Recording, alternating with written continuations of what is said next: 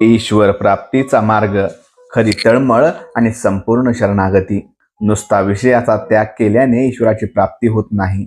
बायकोचा त्याग करून होत नाही. जनात राहून होत नाही. तसेच वनात राहिल्यानेही होत नाही. खरे म्हटले म्हणजे अमुक असे काही नाही की जे केल्याने त्याची प्राप्ती होईल. तसे असते तर साधू ओळखायला काहीच वेळ लागला नसता.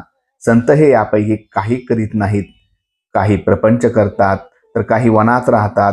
म्हणून काय की अमुकच केले की ईश्वराची प्राप्ती होते असे नाही. मग असे काय आहे की जे केल्याने त्याची प्राप्ती होते? तर त्यासाठी एकच लागते, ते म्हणजे ईश्वराची प्राप्ती व्हावी ही मनापासून तळमळ लागली पाहिजे. ज्याला अशी तळमळ लागली त्याचे निम्मे काम झाले.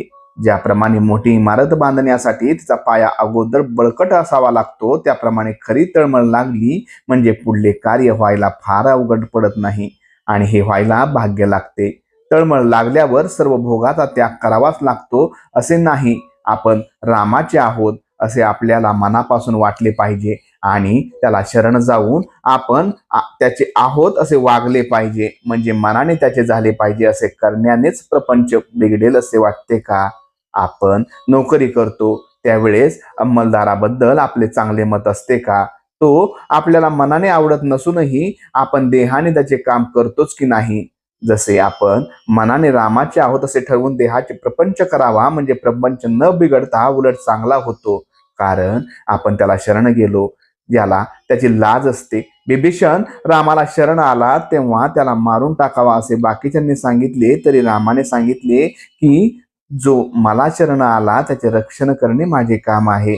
शरणागताला नुसते जीवन दान देऊन तो राहिला नाही, तर त्याला लंकेचे राज्य दिले आणि म्हणून सांगतो की जो त्याचा होऊन राहतो त्याची लाज रामाला असते.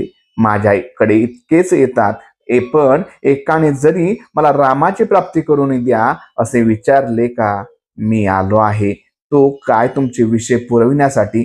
समजा एक जण चोरी करायला निघाला आणि वाटेत त्याला मारुतीचे देऊळ लागले. तिथे जाऊन मारुतीला नवस केला की मला जर आज चोरीत यश आले तर मी तुझ्या देवळाला सोन्याचा कळस चढवील. तर आता सांगा त्याला मारुतीने काय द्यावे?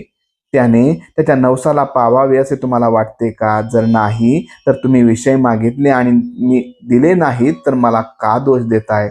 आपल्याला नवस करायला नसेल तर असा करावा की मला तू ज्या स्थितीत ठेवशील त्या स्थितीत आनंद म्हणजे समाधान राहावे.